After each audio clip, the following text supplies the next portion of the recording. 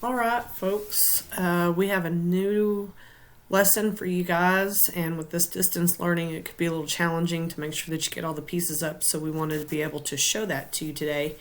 So if you go to my TPT store, you can pick up the copy of the lesson. It's called Small Business Project, and it's basically to get kids to start thinking about entrepreneurship opportunities, which you could use in your SAEs.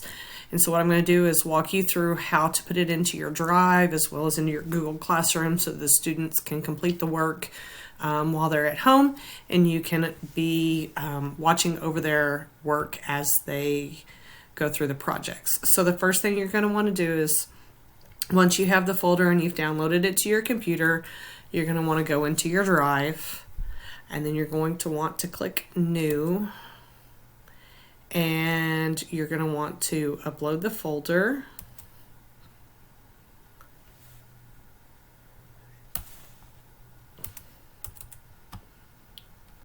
You're going to want to find the folder Small Business Project, and you want it to upload everything. I did create this as a PowerPoint instead of a Google slide, so that's why I'm demonstrating this today, because you want to convert it over to a Google slide document so that the students can access it from Google Classroom. Alright, so once you have it uploaded, you can refresh, and we see we've got the folder here.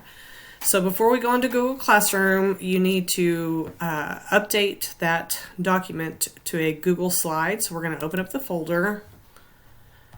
And then we want to be working with the editable documents because we want the students to be able to turn in work. So you're going to want the piece that says Small Business Portfolio.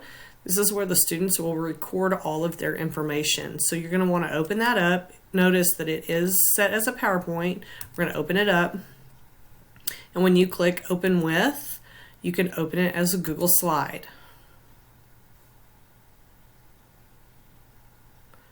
Once you have it open as a Google slide, you'll click File, Save as Google Slides. So now it has converted that PowerPoint. We didn't lose any of the features. All the notes are there, the boxes are there, everything that was in the original document moved over with us. So we can go back here to our small business, back out of that document, and you'll see here with the yellow box that you now have a copy of it as a Google slide. So then you're going to want to go into your Google Classroom to set the assignments for the students. This assignment for me will be used in my marketing and management class.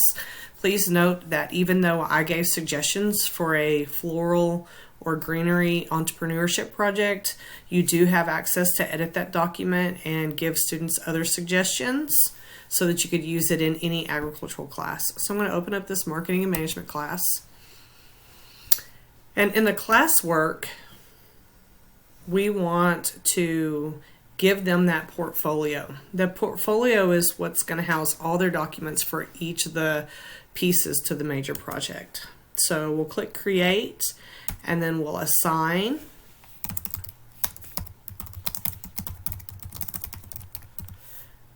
You might want to give your students a description of what the project is.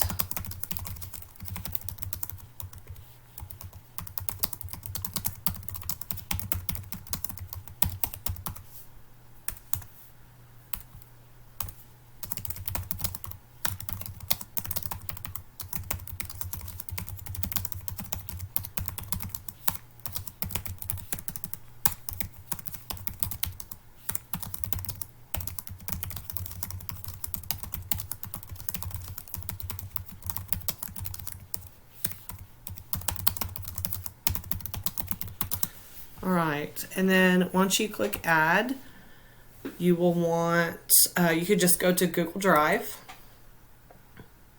And since you've already changed it, it should show up in your recent. Here it is, the Small Business Portfolio. Click Add. And the big catch is that you want to change it from them being able to view it to actually being able to edit. And so that they don't edit your file, you're going to make a copy for each student. And then once you've done that, you can click Assign. If you do not want the assignment to pop up until a certain day, you can change it to schedule it.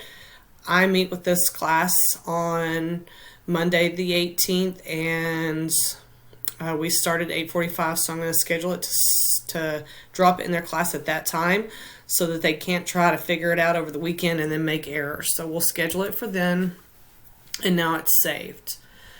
Then, because you've got access to the folder, if we go back over here to the folder, when you look in, that's going to make me download it again. Let me give you the visual from the actual folder.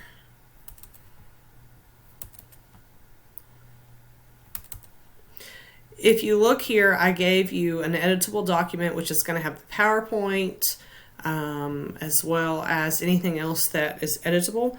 But if you use this non-editable instructional folder, it breaks it down for you. So I'm going to scoot this over here, and then we'll come back over here to the drive, back into my classroom.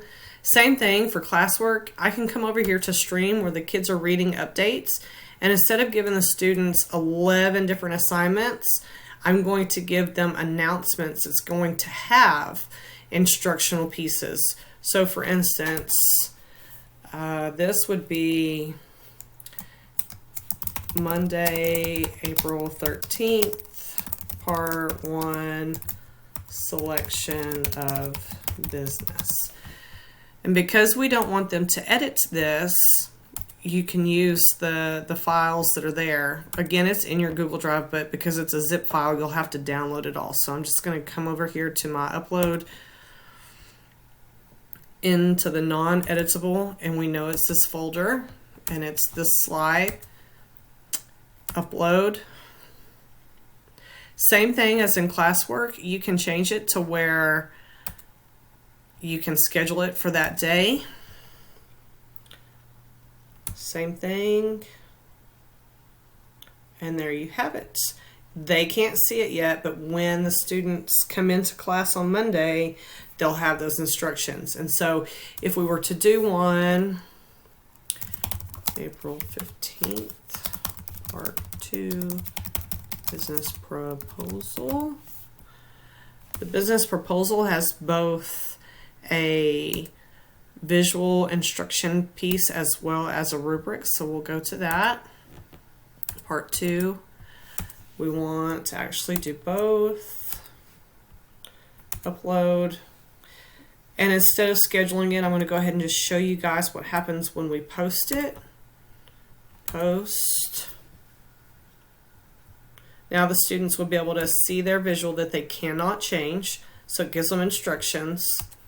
And then it also gives them their rubric.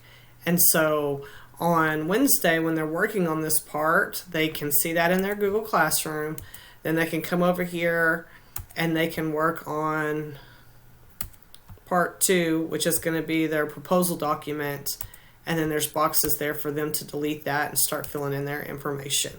So on their portfolio, there's a template, if you will, for each one of the parts. And then basically when this is completed over 11 days or however many days you want to stretch it out, you would have a complete portfolio of them ready to prepare for a small business entrepreneurship project, again, that you could use as an SAE. I hope this helps you when you load the product and use it as a distance learning tool. If you have any questions, feel free to email me at hortandsole@gmail.com. or reach out to me on Facebook, and we will get your questions answered. Y'all have a good night.